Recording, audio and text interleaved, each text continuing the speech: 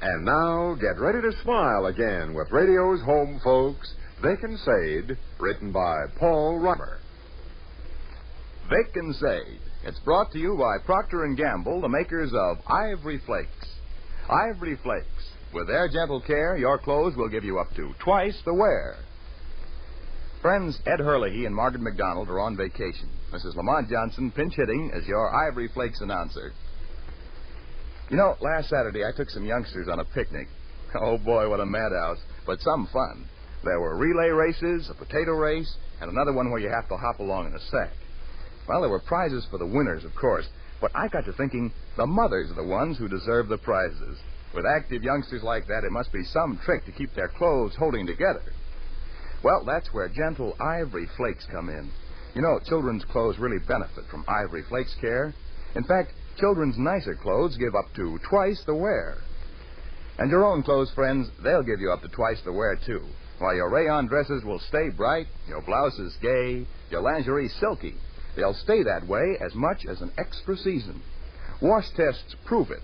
All sorts of pretty things were washed over and over in Ivory Flakes, and they came out practically like new.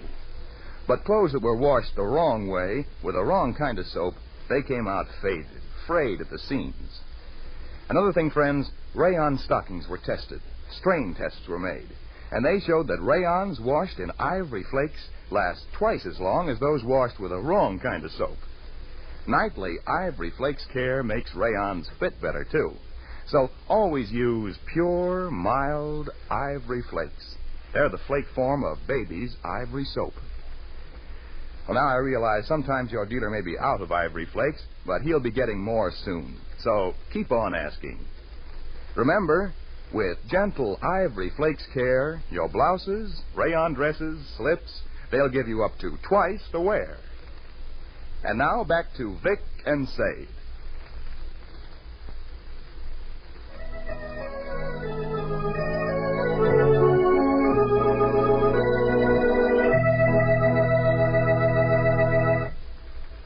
Well, sir, it's about 4:30 o'clock as we approach the small house halfway up in the next block now. And here on the front porch, we find Sade and young Russell. Mother and son are swinging gently in the swing, and the latter is describing recent exciting events in Tapman's vacant lot. Neither Bluetooth or Smelly wanted to fight, but they got egged into it. They actually hit each other? No, they never quite got that far. All they done was stand there with their fists doubled up. What was the trouble in the first place? Oh, it was a terrible hot day there in Tapman's vacant lot, and the ball game got dull, and Heine Call suggested we quit. So we all lined up and sat down in a row on the curb in there at Monroe and Lee Street. Then Archie McDupper, he's a mean guy anyway, he figured he'd stir up some excitement by getting Bluetooth and Smelly mad at each other. Here's the way he went about it. He passed the Mr. remark... Papa coming up the sidewalk. He's early today. Can't be 4:30 o'clock yet, is it? He feels good about something. Almost smiling. What's funny? I might have known better than to get started telling something. Why? I was listening. Uh-huh. I was. Whatchama funny, and so had a terrible fight. Didn't they? Yeah. Oh, sure. Whatchama funny, and so had a terrible fight. Just more than lambasted each other. Oh, my name is George McFrancis Blow. Hi, Gov. I've come about the rent. You people haven't paid any rent for 3 years. Haven't you got your hat on backwards? Now, that's a fine way to greet your loving husband that you haven't seen since noon. Otherwise, when their husbands come home from work, say, "Hello, darling honey bunch, you're the sweetest man in town." But my wife says, "Haven't you got your hat on backwards?" No wonder I spend half my time crying. Russell, get up out of that porch swing immediately. So you can sit down, huh? Why is everybody mean to me? You act like you're happy about something. Russell, get up, I say. I'm getting up. He's a bad, wicked boy. He's willing to sit sluggishly in the porch swing while his poor old papa perches up on the railing and runs a chance of falling over backwards and breaking his neck. Oh, I run a chance of falling over backwards and breaking my neck myself when I perch on the railing. I've quibbled enough, sir. I don't mind telling you that you've plunged me into a quivering rage. I'm mad clean through. What you so happy about? Happy? Yes. Me? Happy? Mm-hmm. Sadie, you're as sharp as a tack. A man's insane if he tries to conceal anything from you. Receive a raise in your pay? Nope. Lolita de Renzi tell you your head was so pear-shaped and delicious you ought to be in the moving picture show. What an incorrigible girl you are, to be sure, Dr. Sleet. Oh, boy, I'm incorrigible as can be. Oyster Cracker gets a tremendous kick out of Don't teeter back and forth on that railing, Willie. We don't want you in the hospital. You made that remark like you already had one person in the hospital. You said, we don't want you in the hospital. Well? Oh, you put the accent on you. It sounded like you hoped I wouldn't have to go to the hospital on top of all the other members of the family that's in the hospital. What kind of silly talk is that? Well, don't you get my point? No. You said, don't teeter back and forth on that railing, Willie. We don't want you in the hospital. Well, don't teeter back and forth on that railing. Well, you still don't get my point. You still don't People. Papa was talking. Papa was about to tell something. Go ahead, tell it. Your surmise was absolutely correct when you guessed I was happy about something. I received a letter this afternoon, and I've been hugging myself ever since. Who'd you receive it from? Hunky J. Sponger. Oh, the big lodge gink in Chicago. Yes. Did you say he wanted to publish the picture? Don't bother guessing, kiddo. You'd never guess in a million years. Well, what happened, Dr. Sleech? I was busy as a horse when the mail arrived this afternoon, and all I had time to do was skim over Hunky J. Sponger's letter. But what I read filled me with exultation. I was elated as a small boy with a new football. Here's the idea. Hunky J. Sponger makes a bright, splendid, dazzling suggestion in his letter. It's a suggestion my whole soul responds to, but I know there's objection to it. I'm sure it's not feasible or practical, and I hesitate to... Well, what is Hunky J. Sponger's big notion is? Well, just this. All right, I'm listening. Hunky J. Sponger suggests that the All-Star marching team go on summer maneuvers. Yeah? I guess you don't get the impact of that when it's thrown at you so suddenly, Sade. Well, I'll feed it a little more slowly. All right. Hunky J. Sponger of Lodge Headquarters in Chicago suggests that the All-Star marching team of the Sacred Stars of the Milky Way go on summer maneuvers during the month of August. That still don't make me jump up and down, scream like a panther. No, probably not. But it hits me right where I live. Why, I could hardly hold back a whinny of joy when I skimmed over that letter this afternoon. You and the other fellas camp out, Gov? Is that the idea? It's an approximation of the idea.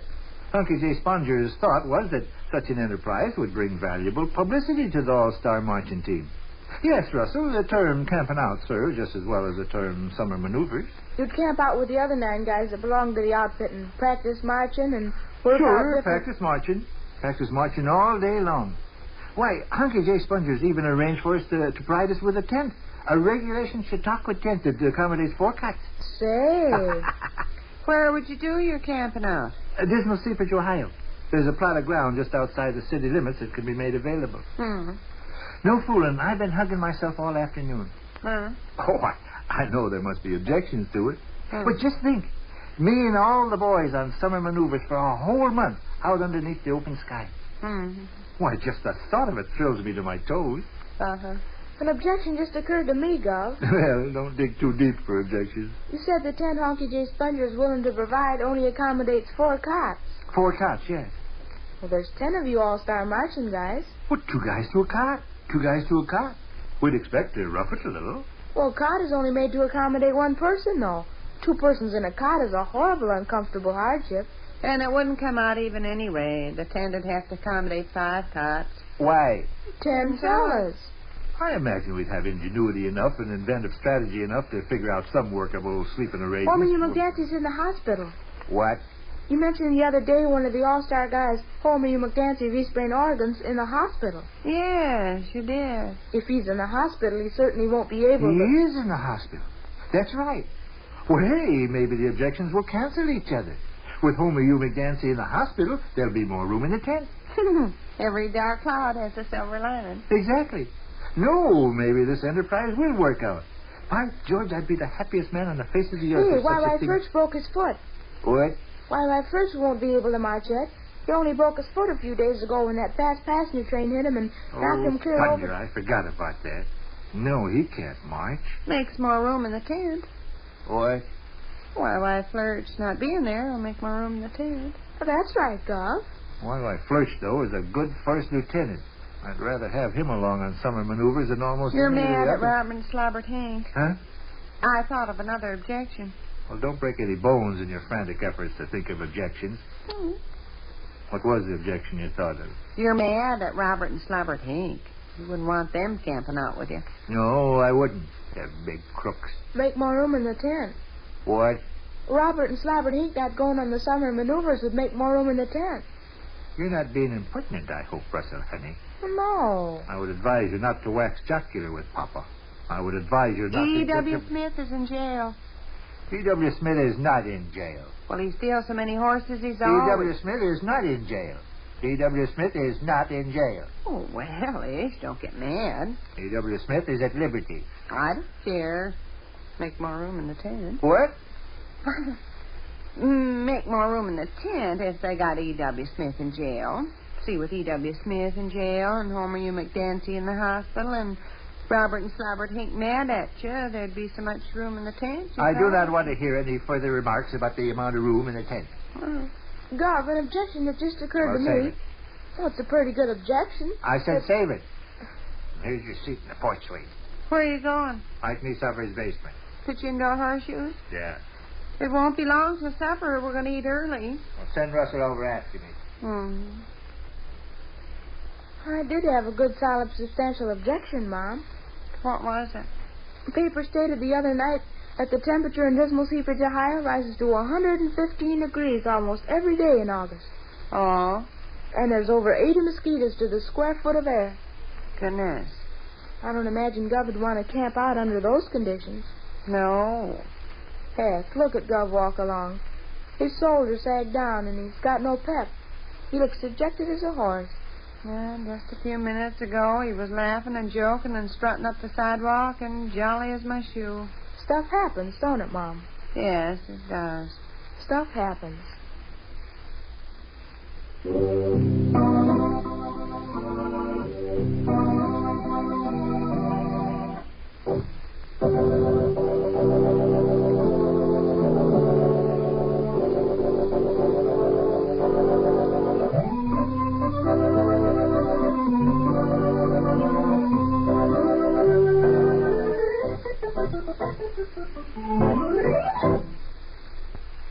Which concludes another brief interlude at the small house halfway up in the next block. You sometimes come up against everyday problems that you don't bother to work out. For instance, when you faced the rayon stocking problem, did you just decide rayons weren't meant to give good wear, and that was that? Well, you'll find out differently, friends, if you give your rayon stockings nightly Ivory Flakes care. If you do, they'll wear you longer. Listen to this. Stocking strain tests were made, and in those tests, rayons washed in Ivory Flakes lasted twice as long as stockings washed with the wrong kind of soap. And if that baggy, wrinkled look is what you object to, there again I say, wash your rayons in Ivory Flake suds every night. I tell you, your stockings will fit much better. They'll look trim and neat. You know, Ivory Flakes are ivory mild, ivory pure. I hope you use them for your blouses, housecoats, and slips, too. Don't wash those things the wrong way. Flakes care, and you'll get up to twice the wear. Again tomorrow, join in the fun with Vic and Sade. Same time, same station. This is Lamont Johnson saying good day for Ivory Flakes.